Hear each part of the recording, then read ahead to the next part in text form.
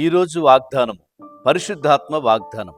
పరిశుద్ధ గ్రంథమైన బైబిల్లో నుంచి ఈ వాగ్దానాన్ని చదువుకుందాం. 37వ కీర్తన 5వ వచనాన్ని వాగ్దానంగా చదువుకుందాం. నీ మార్గమును యెహోవాకు అప్పగింపుము, నీవు ఆయన నమ్ముకొనుము, ఆయన నీ కార్యము నెరవేర్చును. ఆ భక్తుల ద్వారా ఆనాడు పరిశుద్ధాత్మ దేవుడు రాపిస్తే, ఈనాడు ఈ వాగ్దానం ద్వారా మనందరితో పరిశుద్ధాత్మ దేవుడు మాట్లాడుతున్నాడు.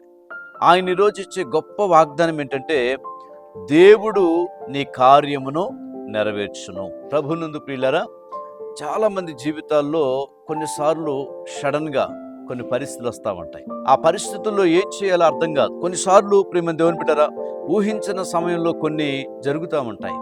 కొన్నిసార్లు ఒకవేళ అవి జరిగినాక తర్వాత ఏం చేయాలో అర్థం కాదు.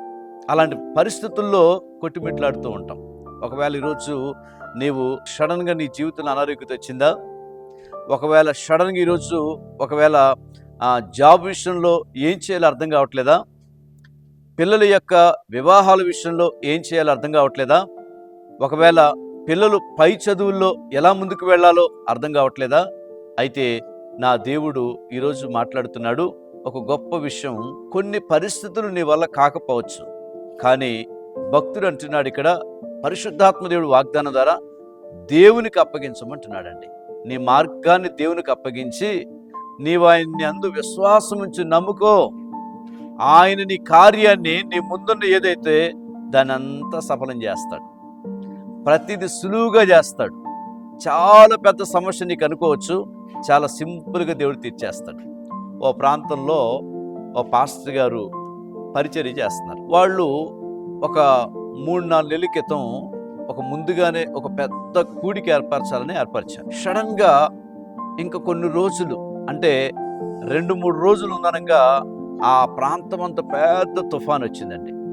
ఏం చేయాలో అర్థం కావట్లేదు. చాలా భయంకరమైన తుఫాన్ అండి. ఇప్పుడు ఎలా సాధ్యమైంది అని చెప్పి వాళ్ళు చాలా సతమతం అవుతున్నారు. ఆ టైంలో దేవుని పని, ఈ పని దేవుడికి అప్పగించాలని చెప్పి ఆ ప్రతి పరిస్థితిని దేవుడికి అప్పచెప్పారు. విశ్వాసంతో ప్రార్థన చేస్తున్నారు. దేవుడు ఒక అద్భుతమైన కార్యం ఏంటి తెలుసండి? ఎంత గొప్ప కార్యం చేశాడంటే వాళ్ళ జీవితంలో, ఆ రోజు వచ్చినటువంటి ఆ తుఫాను న్యూస్లో చెప్పారంట, ఈ రాత్రే తీరం దాటిపోతుందని చెప్పారంట. తెల్లారి మీటింగ్కి ఏ ఆటంకం లేకుండా అద్భుతమైన మీటింగ్ జరిగిందండి. కనుక ఈరోజు నీ ఇంట్లో, నీ కుటుంబంలో, నీ పిల్లల మధ్యన, నీ పరిస్థితుల్లో ఓ పెద్ద తుఫాన్ లేచి ఉండొచ్చు. కానీ నీవు నీ పరిస్థితుల్లో నువ్వేం చేయలేకపోవచ్చు. కానీ దేవుని విశ్వాసం ఉంచి సమస్యను దేవుడికి అప్పచెప్పు.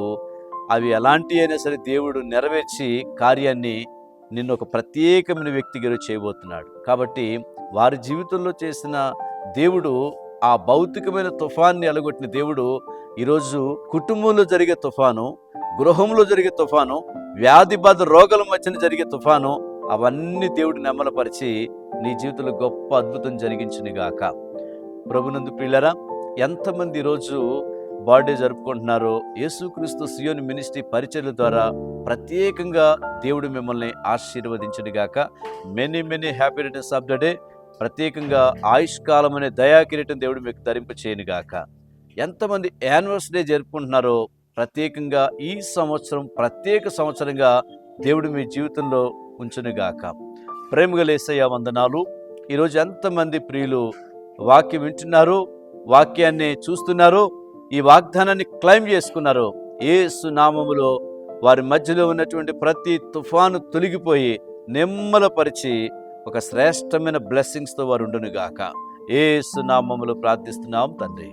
ఆమెన్.